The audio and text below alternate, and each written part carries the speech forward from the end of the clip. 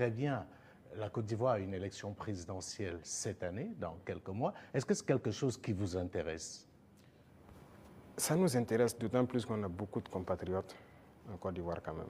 Et on craint qu'il y ait des violences. Et ça, ce n'est pas forcément la bienvenue.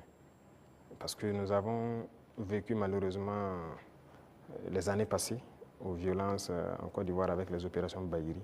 Tout le monde a subi ça au Burkina. Aujourd'hui, vraiment, nous ne souhaitons pas qu'il y ait des violences. Tout à l'heure, vous avez semblé dire quelque chose. Je voudrais que vous précisiez parce que c'est un peu très sensible selon moi. Est-ce que vous semblez nous dire qu'aujourd'hui, la Côte d'Ivoire servirait de base arrière à une organisation visant à déstabiliser le Burkina Faso? Ça, même plus que ça. Base arrière à une organisation servant à déstabiliser le Burkina. Ils sont là-bas. Les ennemis du Burkina sont clairement là-bas, affichés, protégés. Ils sont payés, ils sont protégés, ils sont bien logés. En plus de ça, il y a la question du terrorisme. Mais non, le pouvoir flotte avec les terroristes. Il ne faut pas se mentir. Attendez, croyez-vous vraiment que peut-être l'armée ivoirienne est tellement surpuissante que quand les terroristes les voient seulement, ben écoutez, ceux-là, il ne faut même pas les toucher, quoi que ce soit. Vous croyez à ça? Ils sont tellement plus puissants que les 3 armées de l'AES. C'est faux. Il y a un pacte de non-agression. Et quand il y a un pacte de non-agression, vous devenez une base arrière. Et tout ça, ça m'inquiète justement. Si ce pays, il y a des crises, le pays sera attaqué par les terroristes. Parce que s'ils ne gagnent plus ce qu'ils gagnent, le pays sera attaqué et ce pays va sombrer. C'est un danger. C'est pourquoi j'ai passé le temps à dire au chef d'État, on ne pactise pas avec les terroristes. Voilà.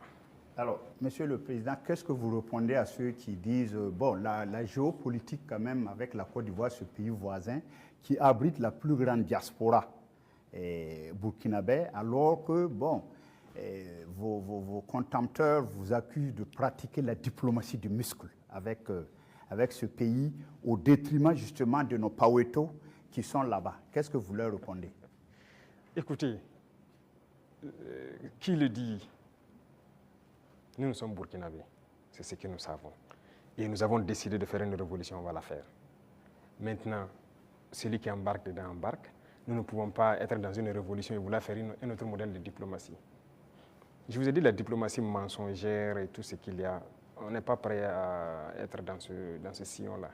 S'il y a quelque chose qui ne va pas, qu'on ait le courage de vous dire ça ne va pas. Il ne faut pas faire de l'hypocrisie.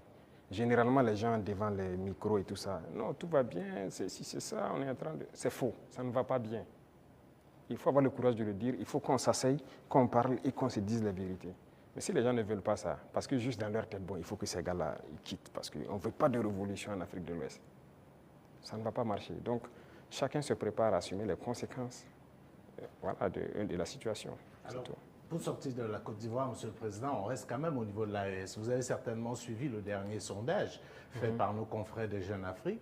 Et avec des résultats qui peuvent sembler étonnants, les populations des pays francophones sont tous favorables à l'AES. Je dirais, même la Côte d'Ivoire, à 66%, apprécie ce qui se fait au niveau de l'AES. Alors, comment est-ce que vous recevez ce message? Ah bon? Je n'ai même pas pu suivre ça, parce que moi, je ne suis plus ce média. Hein. Alors, les confrères, c'était un sondage qu'ils ont commandé. Peut-être qu'ils ne s'attendaient pas à ce résultat, mais le résultat est tel. Ils ont été au Cameroun, ils ont été au Sénégal, ils ont été au Bénin, ils ont été en Côte d'Ivoire. Et là-bas, les populations sont tous favorables à l'AES et apprécient dans leur grande majorité ce qui se fait au niveau de l'AES. C'est logique, je dirais. Les populations ouest-africaines sont la plupart du temps liées. C'est la même famille. C'est le colon qui nous a divisés. Hein. Et quand les gens voient qu'on essaie de s'unir, ça ne fait qu'inspirer, ça ne peut faire que plaisir. Donc moi, ça ne m'étonne pas que ces populations apprécient. Et ce qui m'étonne, c'est le fait qu'ils aient publié. Pourquoi ils ont publié ça? Ça donne une réflexion. Quand vous commandez une enquête, c'est connu. Après, vous êtes obligé de publier les résultats. Bon, peut-être ça. Voilà. Mais il faut faire attention à ces gens parce que... Je suis totalement d'accord avec vous. Voilà, ils sont pas assez. Sinon, je suis d'accord, c'est normal, c'est logique. Avec la permission de Dieudonné, je voudrais vous poser une question concernant justement votre relation avec une autre organisation. Qu'est-ce que vous faites encore dans l'Union africaine? Ah, bonne question. Alors, je dirais que notre situation dans l'Union africaine est tellement passive qu'on ne sait pas si on est dans l'Union ou si on n'est pas dans l'Union. On nous a suspendus depuis, personne ne nous parle. C'est vraiment un silence radio. Donc alors, moi je ne sais pas si je suis dans l'Union ou pas. Mais est-ce qu'il ne faudrait pas marquer le coup en posant aussi un acte historique, comme cela a été le cas avec la CEDEAO, en claquant la porte à une institution qui visiblement ne sert pas à grand-chose? J'ai eu à discuter avec un diplomate de cette organisation et après, nous avons vu qu'ils ont nommé un médiateur, le président burundais, qui devrait même venir ici la semaine passée, je pense, mais après, il y a eu question d'agenda avec nous. Et on l'attend, on veut l'écouter d'abord, parce que nous-mêmes, nous voulons savoir pourquoi ils se comportent comme ça. Parce qu'on ne peut pas prendre une décision sans savoir leur motivation. Pourquoi ils ont décidé de nous exclure? Pourquoi ils se comportent comme ça avec nous? Si on a leur motivation, là, si on quitte, on pourra expliquer à nos peuples, voilà ce qu'ils ont dit, voilà les raisons. Et donc, nous, on décide de quitter. C'est la même chose que la CEDEAO. On a quitté, mais si on nous demande pourquoi on a quitté, on peut vous expliquer. Mais aujourd'hui, si on quitte l'Union et qu'on nous demande, nous-mêmes, nous ne savons pas pourquoi ils nous ont suspendus.